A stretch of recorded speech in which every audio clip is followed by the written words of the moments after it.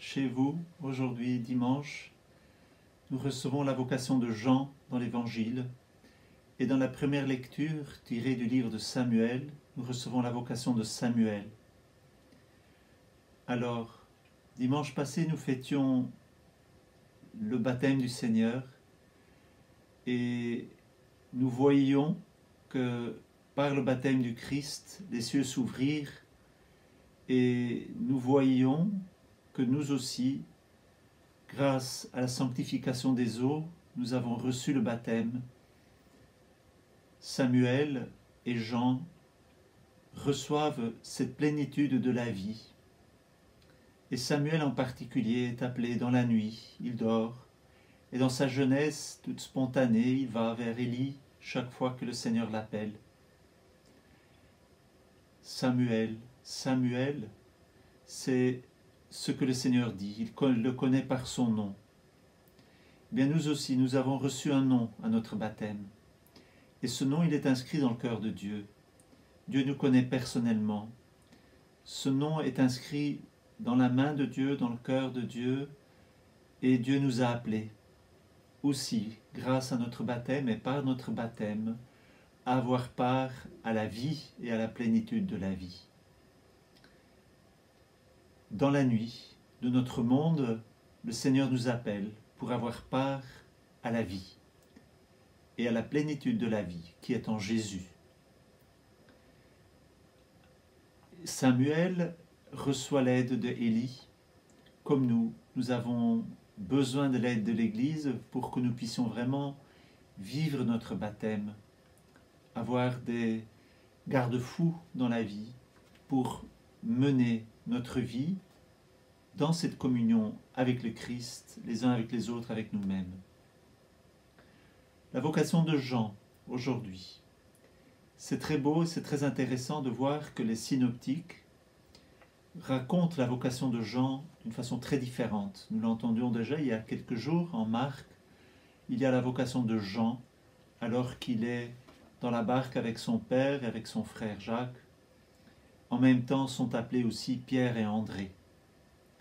Et c'est curieux que Jean raconte sa vocation très différemment que Matthieu, Luc et Marc. Mais, nous le savons, l'Écriture ne se contredit pas. Elle nous éclaire divers aspects de la vie. En particulier, divers aspects de la vocation de Jean.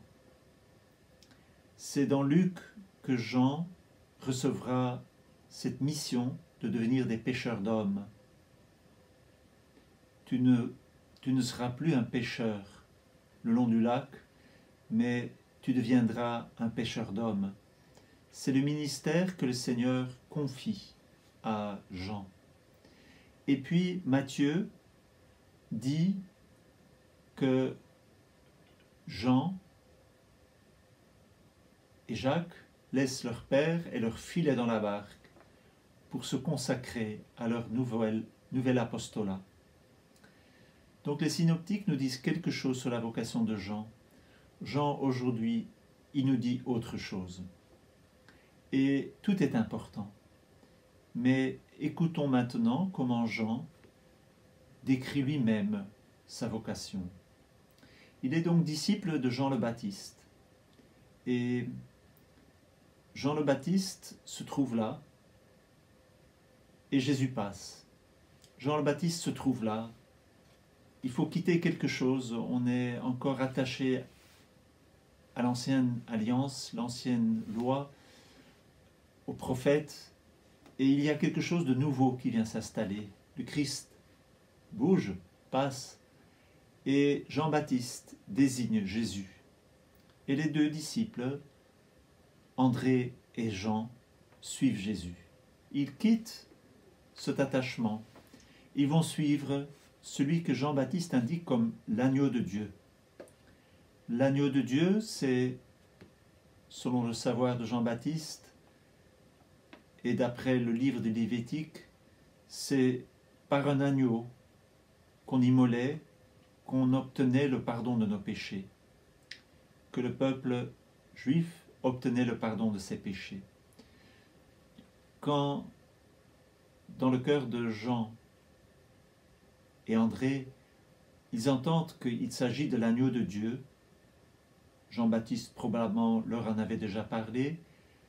Ils vont suivre Jésus.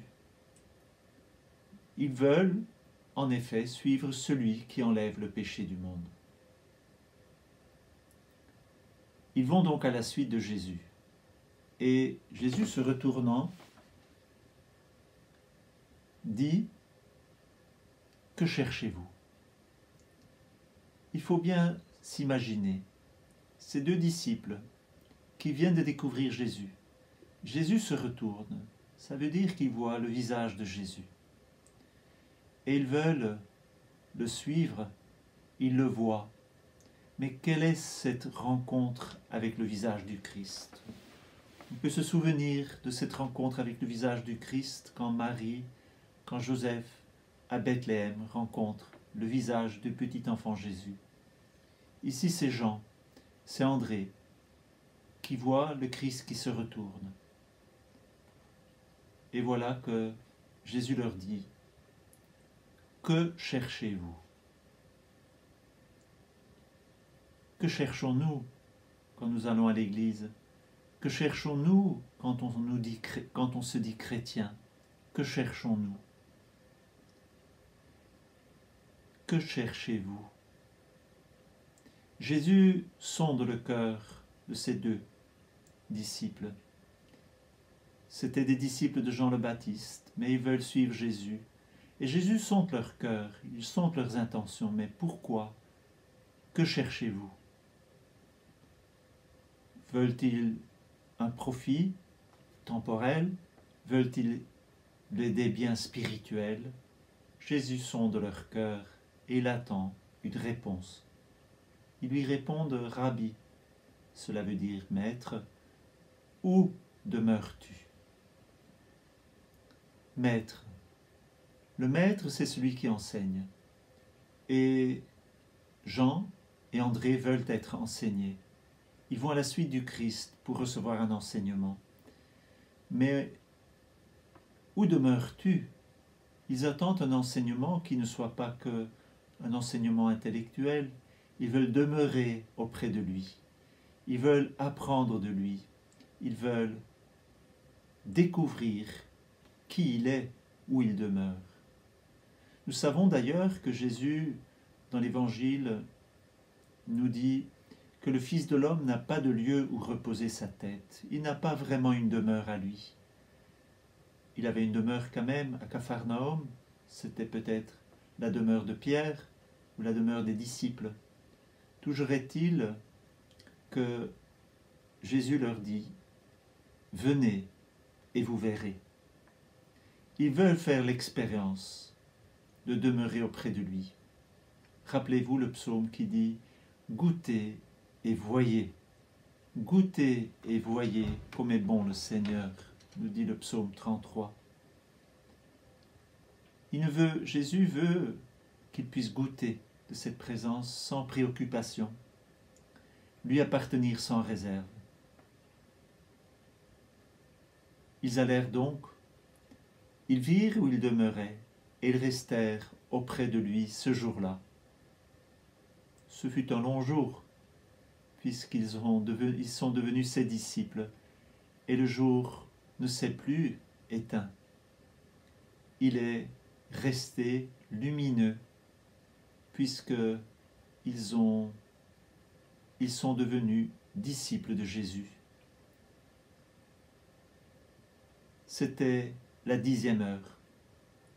Saint Thomas, dans son commentaire sur cet évangile, nous dit que la 10e heure, c'est déjà 4 heures, c'est déjà tard dans l'après-midi, le jour commence à se terminer, on est déjà plutôt fatigué, on a pris un bon repas. Eh bien, cela montre toute cette ferveur des disciples qui veulent demeurer auprès de Jésus, qui prennent toute leur énergie pour demeurer auprès de Jésus, parce que c'est là qu'ils veulent rester. André, le frère de Simon-Pierre, était l'un des 2 disciples qui avaient entendu la parole de Jean et qui avaient suivi Jésus. trouve d'abord Simon, son propre frère, et lui dit « Nous avons trouvé le Messie », ce qui veut dire Christ. André amène son frère à Jésus. Jésus pose son regard sur lui et dit « Tu es Simon, fils de Jean, tu t'appelleras Képhas, ce qui veut dire Pierre. » C'est tellement beau de voir que la vocation de Jean est aussi liée à la vocation de Pierre. Si Jean est celui qui va vouloir demeurer auprès de Jésus, Pierre, c'est celui qui, grâce à sa foi, deviendra le rocher. Tu es Pierre, et sur ce rocher, sur ta foi, je bâtirai mon église. Jean, et c'est une constante dans son évangile, va vivre cette fidélité par rapport à Pierre. Il va même s'effacer par rapport à Pierre. Pensez, quand Pierre et Jean sont près du tombeau, Jean s'efface et il laisse entrer Pierre. Alors, que nous puissions nous aussi nous souvenir de notre baptême dans lequel le Seigneur nous a appelés par notre nom. Il nous a appelés à le connaître. Que nous puissions nous aussi espérer suivre le Christ et espérer que Jésus se tourne vers nous et entendre sa question « Que cherchez-vous » Que nous puissions entendre cette question et répondre « Mais Seigneur, nous voulons demeurer auprès de toi. » Que nous puissions vivre notre lien à l'Église, notre lien à l'Eucharistie, notre lien à la parole de Dieu comme une rencontre avec Jésus. Chercher la face de Jésus, demander à Jésus qu'il dévoile son visage, qu'il dévoile son cœur pour que nous puissions vivre de lui. Nous avons tellement besoin de vivre en sa présence. Nous avons tellement besoin qu'il vienne visiter notre péché, notre misère. Notre péché, notre misère n'a jamais le dernier mot puisque Dieu nous aime. Il nous a créés à son image, à sa ressemblance. Et il veut que, par notre foi, en le cherchant, nous puissions demeurer en sa présence. Il veut nous combler. Et même si nous connaissons des épreuves, il veut que nous croyions que son amour est plus profond que tout ce qui, dans notre vie, peut sembler une absence de Dieu. Il nous a créés à son image, à sa ressemblance.